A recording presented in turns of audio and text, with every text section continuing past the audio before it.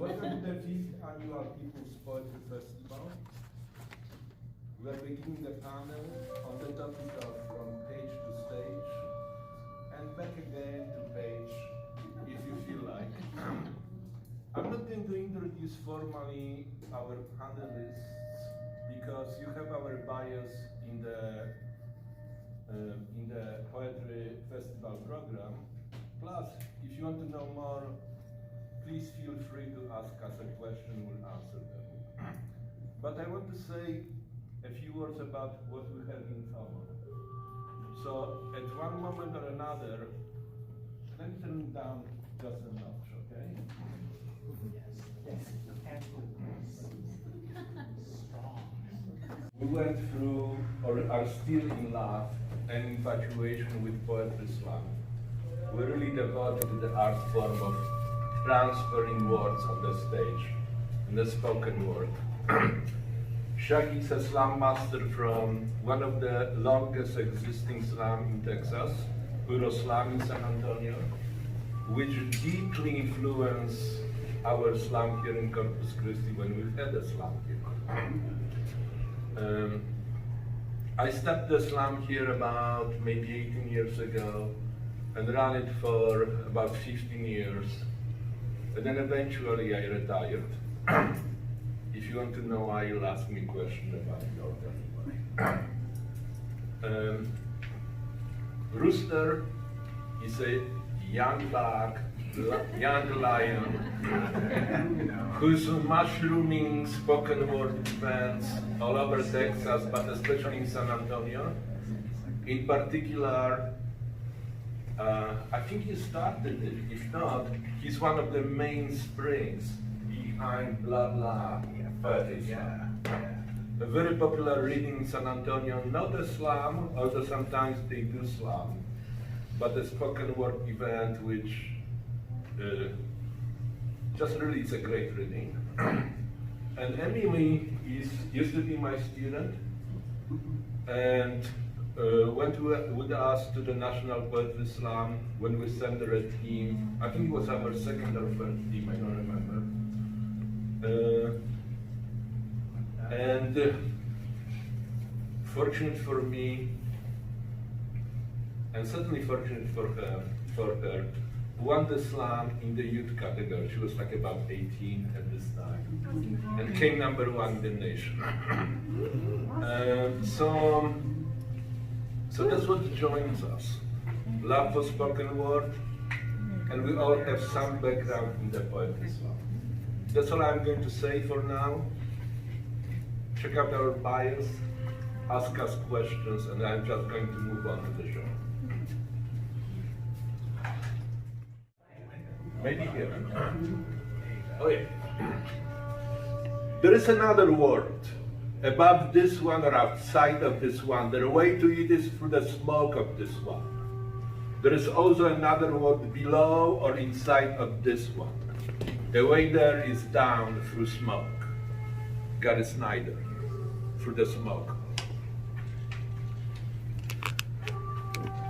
And the old woman gives me the holy plant, looks straight into my eyes, whispers, there is another world, neither below nor above nor apart from this one.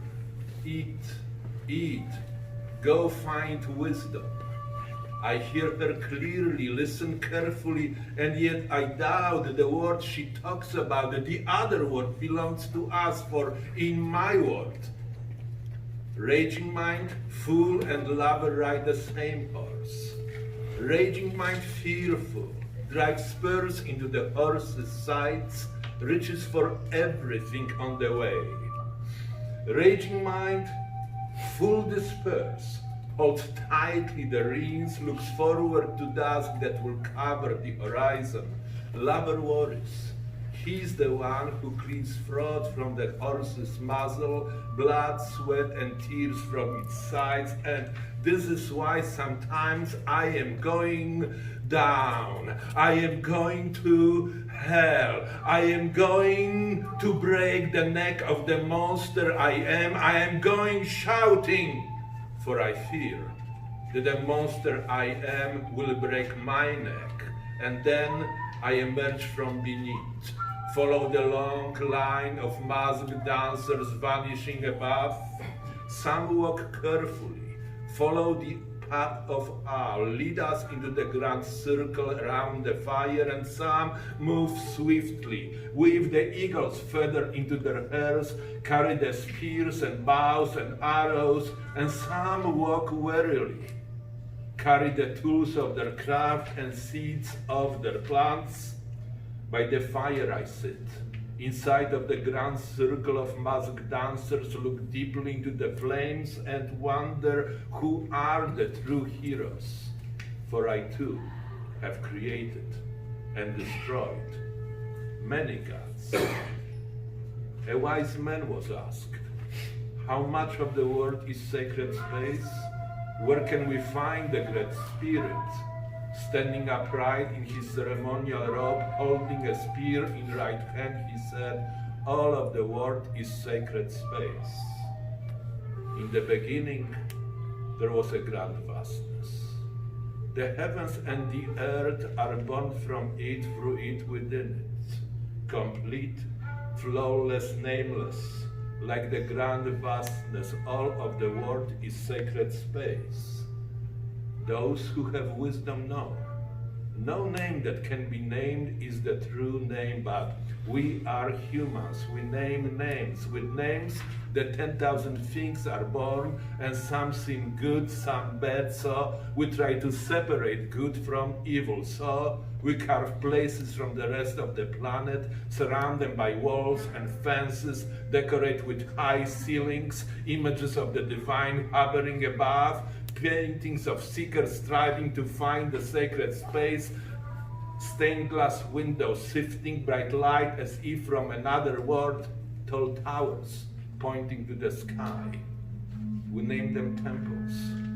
What an irony, for the word temple means the place that is carved off.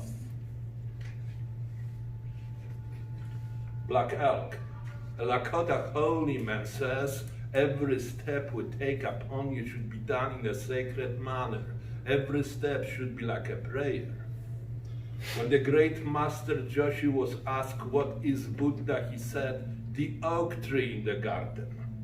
On one occasion, a monk approached the great master Daryu and said, the 10,000 things all pass away. What is the body of truth which survives? And the master replied, the mountain foliage spreads like brocade. The water in the valley remains indigo blue. But once we establish our temples, they become our places of worship, the only places where we believe the divine may reveal itself. Some claim it is wrong to love the world outside. Some preach it is in the Satan's dominion. And some pray to be liberated from the demons of the earth, and some move on to plunder the world, spreading further and further the empire of iron and cement, murdering plants, animals, even humans, especially those who worship outside of our temples. And thus we have arrived at today. Our mother, raped and wounded, bleeds in front of us while we, like vermins, gnaw on her intestines. Can this cure our hunger, fear, and pain? How can we return to the source? And then I sit in silence and fast and pray and chant, and the wisdom appears. And she has the face of the old woman who gave me the holy plant and said, eat, eat, go find wisdom. She describes her journey, sings, many moonless nights I sailed, sunless days, rocky waves, drenched and ill, I couldn't rest, for my boat would shatter to pieces and I would die on this quest, so she sings. So I hear, so I bow low with gratitude. In the beginning, there was a grand vastness. The heavens and the earth are born from it.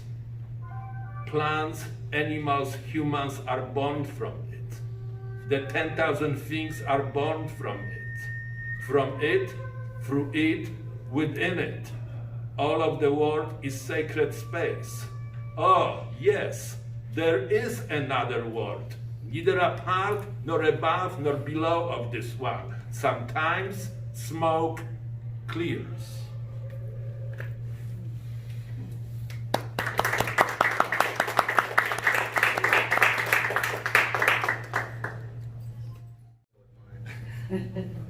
But next year, I promise, I'll have one. We're gonna give you that. No, yeah, it's happening, but it's gonna be angry bar patrons at Cool Slam. It's like a whole collage of them. My name is Rooster. I'm a slam poet from San Antonio. Spoken word poet, whatever they're calling us these days. This is the latest piece I wrote. I think we're all gonna share a couple poems and then kind of go from there. So this poem is called Pachanga, Pachanga, Pachanga. Y'all, it was crazy. It was New Year's Eve, and I don't know if Get Up, Stand Up was playing or John Lennon's Imagine, but the party was rocking. Rocking like the pacifists found the formula to peace. Rocking like the vegans convinced the whole world to swear off meat. Rocking like Tupac and Biggie came back from the afterlife and told the masses that the secret to happiness is sagging your jeans. And it was open bar, no cover charge, and we had 2 turntables and 4 billion microphones. And the robot apocalypse that we all feared turned into the only thing the robots want to do is break dance for our enjoyment, apocalypse. And the bullet makers only manufacture flower seeds now. And the bomb makers only make fireworks and piñatas. The party was rocking like Jesus started a poetry slam. And not a lot of people showed up to support, but it still went hard, and you're a sucker if you missed it. And global warming cooled the fuck out because Ice-T from Law & Order's SVU looked up at the sky and said, yo, G-warming. Knock that shit off.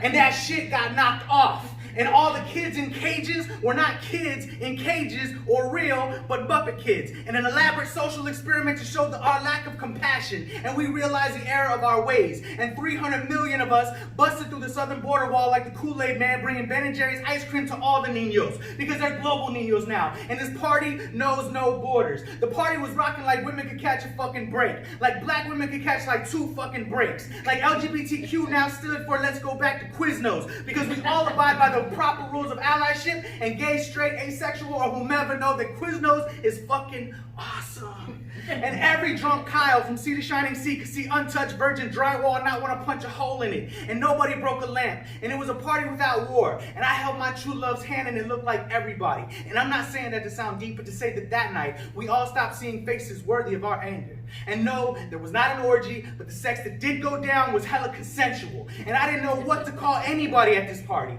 A friend, a stranger, people I'm just spinning through the cosmos with and hoping not to have to clean up after. But I spilled some Doritos and a Roomba came almost immediately because sometimes I make messes in this universe too. And at midnight, a kid blew out candles that looked like MAGA hats on a birthday cake and made a wish that didn't matter because the future looked brighter than any wish. And maybe this is all just a wish for an entire generation of kids to be born into a world where they never have to throw a fist. And we call them Generation Why the fuck can't this be reality now? I've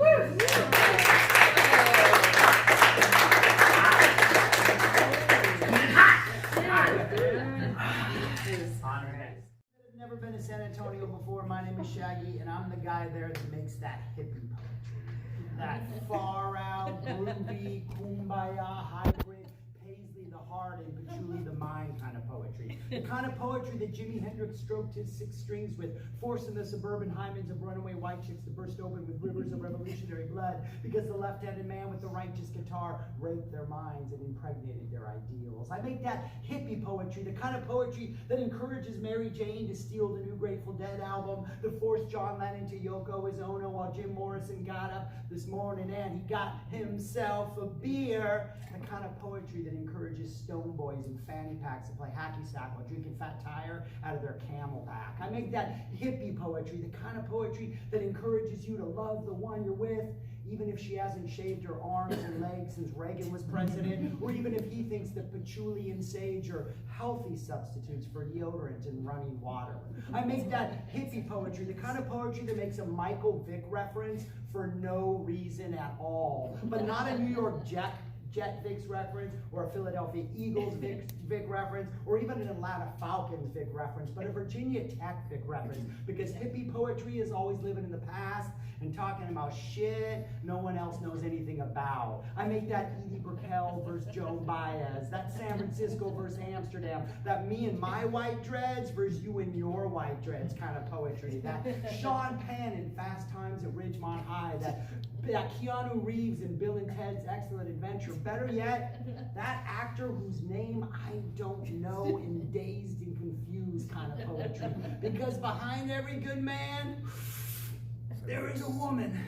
And Martha Washington was that woman, man. And every day when George would come home, she would have a fat bowl waiting for him, man. She was a hip lady, man. The kind of poetry that smokes way too much weed. I make that John Holmes and a whole generation of 70s swingers kind of poetry. Fuck whitey. And fuck blackie, and fuck Asian-y, and fuck Mexican-y, and fuck everyone, because I love you and you love me, and Barney is nothing but a confused hippie with pedophilia issues, but we're gonna fuck him anyways, because hippie poetry is free love poetry. And you know how much condoms cost back in the day? I don't either, because we didn't use them. I make that hippie poetry, the kind of poetry that best defines, probably just me. Peace.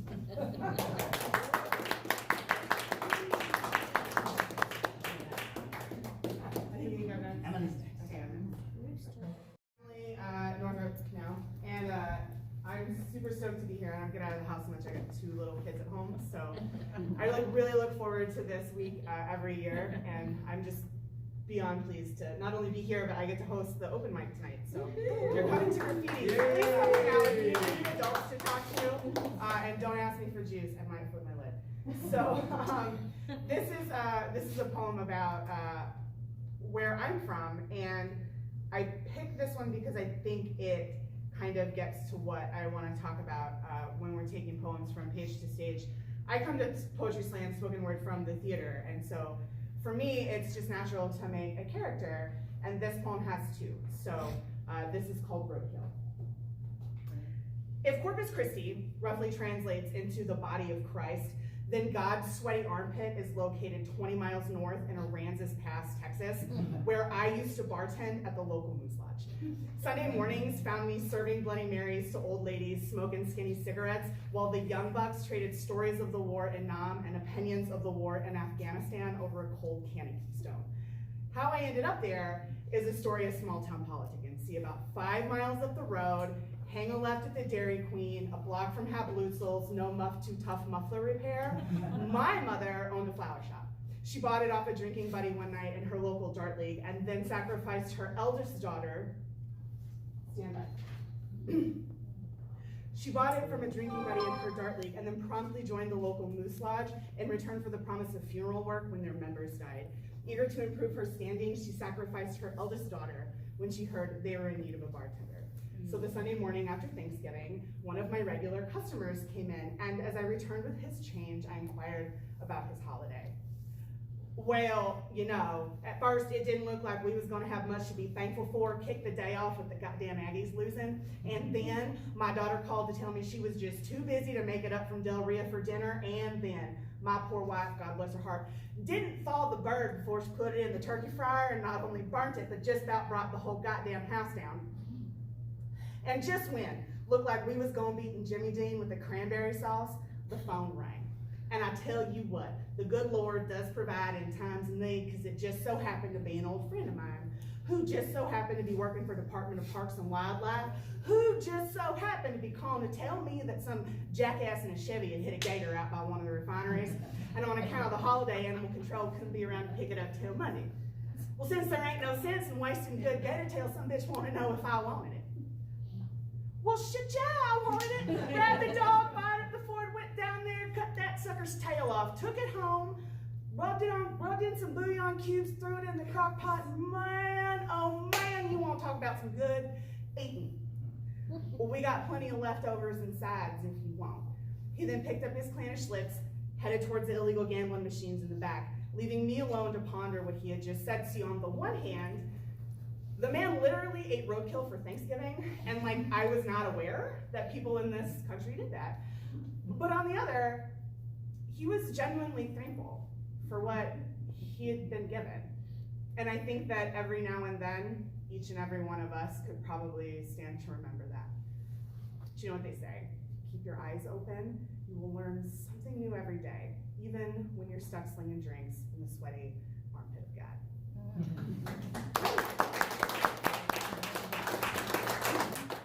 Roots and stuff like that. You might have noticed I speak with an accent.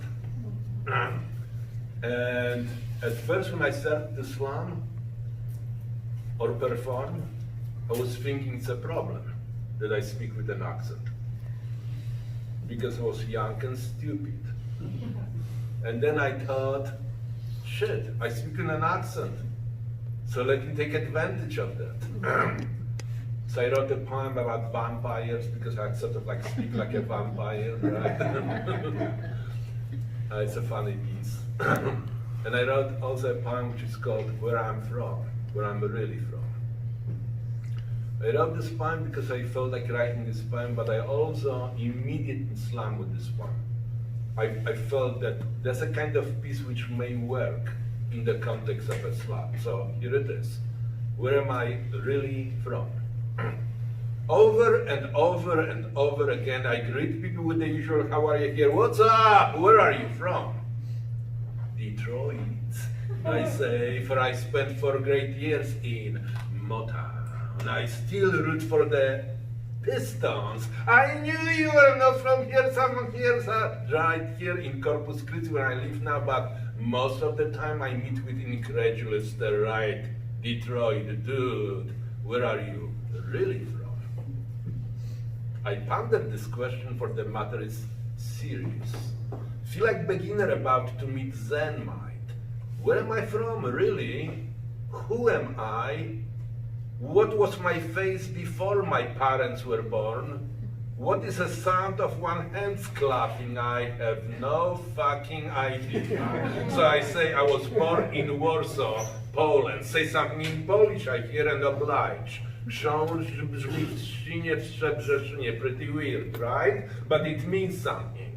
Książ is a kind of bug, a scarabi. Brzmi means resounds. Trzcina, kind of reed, Szczebrzeszyn, a name for a village. A scarab resounds amongst the reeds in the village of Szczebrzeszyn. Easy to say, if you are Polish.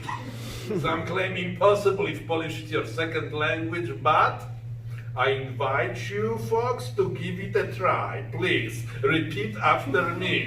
Książ brzmi w trzcinie, w Szczebrzeszynie. I don't know about that one. Which reminds me about my roots. Which reminds me about my family. It's 1944. Midst of the war, midst of the occupation, Poland overrun by the Nazis. My father, an officer in Polish underground army, receives an order to meet someone whom he had never seen before, so they must identify each other. So they greet each other with the usual, jak się masz, how are you, where are you from? I'm from Warsaw, my father says. Great, the guy continues, I got here to buy some tobacco. The bus tobacco is right here, right across the park. My father closes the passport for now he knows this is the right guy, the guy he was supposed to meet. The guy he was supposed to kill. A suspected Nazi spy. So they walk through the park. Meets in the woods. My father stops the guy, pulls out the pistol, points at him. You've been tried for treason, sentenced to death. The guy says, sir, you're making a grave mistake. My father says, there is no mistake here. You knew the password? You have surveillance photos of you. And the guy pulls out the photo of his young children and swears upon their heads and on the lap of the Virgin Mary that he is innocent. So my father says, who are you truly? Who are you? I need some proof. And the guy says, Książ brzmi w trzcinie, w Szczebrzeszynie, fluently without any mistakes. And my father had mercy upon him and let him go. Sometimes I wonder, how could he trust him?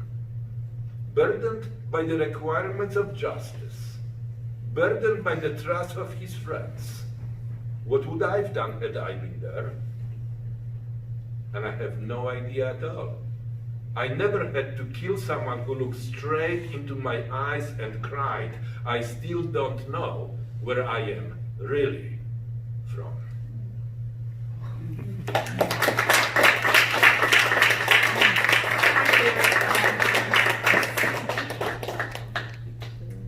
Guess that means my turn. I love that poem because I feel like I have into 6 medium-sized boxes. I got each one of them labeled. There's random things, numbers 1 and 2, stuff from my closet, things from my kitchen, important papers and art supplies, and a final one I titled simply Memories. Each of them is carefully stacked onto 3 Japanese nesting tables, stair-stepped in front of a mirror forgotten by a roommate I no longer want to talk to. And all of this sits next to a couch. Like me, it's an artifact of my parents' failed marriage, and it now plays host to 4 laundry baskets of meticulously folded clothes. All of which can be shoved into the back of a minivan, granted the seats are removed. See, I know this because I have mastered the art of getting up and going. If necessity is the mother of invention, then repetition is the engine of efficiency, and the winds of change have blown through my life so many times I can box up my belongings with military precision. But just because I don't always know where I'm headed next doesn't mean I lack that internal sense of direction. See, on my travels, I have learned that yes, there are as many paths to happiness as stars in the sky, but the only way you'll ever get there is to remember that should you awake one day to find that sky has come crashing down on your head, baby, you gotta roll out of bed, eat the clouds for breakfast, fry them on bacon, have them with toast. Your dreams are something that must be ingested daily. But breadcrumb paths don't last. It's like pulling eggs out of the fridge and then expecting them to hatch. So me, I live my life, ready to be packed, carefully wrapped, easily placed into 6 medium-sized boxes. I'll put my memories in between my random things, cushion it all with art supplies, stash it away for wherever life may lead me. And who knows, maybe one day I'll scrawl my name on the bathroom wall of the Rock and Roll Hall of Fame, or steal snapshots of the skyline from the tallest towers in Tokyo. It's been a while, y'all. So I keep my eyes open, ready to break down, box up whenever opportunity knocks, even if it means I have to turn my stumbling blocks into stepping stones. Ones I will purposefully leave in place, not as a reminder of the way I came, but as a testament to those unafraid to make their own way, with a belly full of clouds.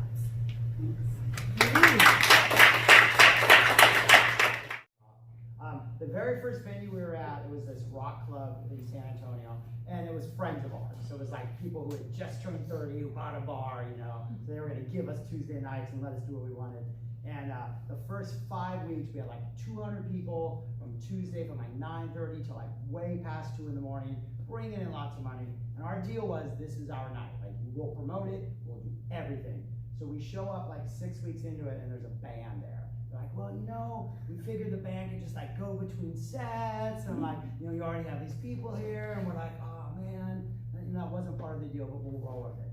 So we set up our thing, and the first couple poets get up there, and the drummer gets behind his drum kit and starts like tuning his drums during the poetry. And we're all seasoned people who for 5 weeks have been heckled to death by 200 people. So the poets start making fun of the band members as the band members are tuning their instruments. They're making fun of the way they look. The band's from Boston, so we're making a bunch of Celtics jokes because the Spurs had just won the championship in '99. So like all this is happening, and then the host gets up there after a poet, and he makes a comment about the drummer. The drummer does not think it's funny at all. He has had it up to here. He throws his stick at the host. Hits him right here. The host immediately starts shooting this fountain of blood out of his forehead. A poet from the very back of the room literally runs, dives on the stage over the drum kit, and starts hitting the drummer. The drummer's bandmates come in and start hitting that poet. Other poets are on the stage. Somebody goes outside and fires a gun. The cops show up. We're interrogated till like 3 in the morning. We never went back to that bar, but that was our 6th slam ever, and we're still doing it 20 years later. So, but anyways, sometimes we're really successful at this poetry thing, and people want to take advantage of us, and it's pretty cool when that happens. This is the oldest poem. It has not changed in 20 years. That does not mean I can remember it. I will try. I hate to admit this, but I think Bruce Springsteen said it best. Baby, we were born to run, but they bred us to walk. Slowly down these suburban halls, get a job, take a wife, have 2 kids and a dog, but this wasn't the life we wanted to live. So we hit the road with pipe dreams filling our heads and our pipes filled with fresh greens we thought would take us higher. But when we held the flame to the glass, we realized that life on the road had lit its own fire underneath our ass, and we were flying higher than we ever had before, living life like we never had before. I played the part of Cowboy Neil at the wheel of this bus to Neverland, and my co-pilot was a man we called Little E, known as Billy Graham to the straight folks. A man preaching his own brand of salvation. Take 2 of these and God will be with you within the hour. And then there was Heather, cowered in the back seat with her Jack Daniels and the alcoholic-induced nightmares we heard bits and pieces of but never fully understood. Waking up just long enough to do some good by taking the wheel and destroying Nebraska in a heartbeat. And this was how the 3 of us beat our suburban blues, by strapping on our walking shoes and believing that we could fly on some magic mushroom carpet ride into this divided sky where people could take off people took off their clothes when they danced and no one cared. And at the spastic folks, no one stared. And the skinny freaks with too much hair had as much chance to be admired as rippled-chested Adonis and his maiden fair. We created a world out of time that we couldn't find out there, because in our white middle-class corridors, long-haired boys and tie-dyed girls were not allowed. They called us freaks, and this made us proud. But it's been too many years since we beat it on down that line, and now it's a new millennium, and Billy's doing time and beaten by the man, and Heather's not so fine being beaten by her man, and I find myself alone, beaten by the realization that I may be a man on my own. It's 4:20 in the morning, and I find myself stranded outside a head shop in downtown San Antonio wondering, where did my hippies go? John Lennon, dead. Abby Hoffman, dead. Timothy Leary, dead. It seems that all we have left is Joan Baez, and we never even wanted her in the first place. So now we must face the fact that this hippie fiction we created in our heads may be long left for dead, and I dread what's to become of the children in my kindergarten class, more inclined to use fingers for guns instead of peace signs, bearing arms for headlocks instead of hugs. And now the only drugs I need are the psychedelic seeds my heroes planted, urging me to take pride in my hippie past and hold fast to the belief that I should not shut up, nor cease in demanding an answer to that age-old pop question, what is so funny about peace, love, and understanding?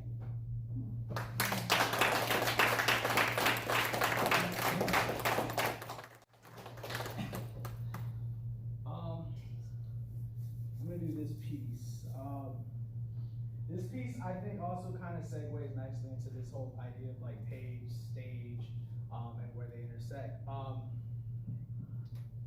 When I went to graduate school at Our Lady of the Lake for poetry, creative writing, and literature, and I remember when I was working on my thesis, my advisor, who's now the San Antonio Poet Laureate, was like, bring me your poems, like just give them all to me. So I came and I was all pumped. I'm like, yes, I had this whole stack of poetry that I've been doing for the last 8 years at that point, full of poems that I've gone across the country and performed, and a number of other things, and shared it with them. He took like a couple weeks looking it all over, and then brought me in and immediately kind of just pushed it back and was like, you gotta start from scratch. And I was like, huh. And I realized there was this huge divide between what exists on the page versus what exists on the stage. And I've kind of pushed back against that plenty of times. A lot of times spoken word and slam poetry is seen as this sort of too casual poetry.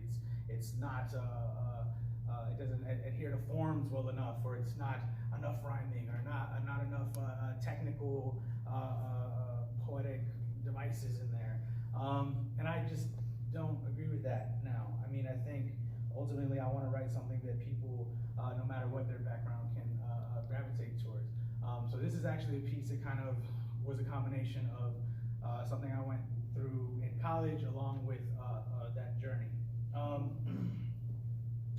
A white colleague tells me that they find authors of color too abrasive.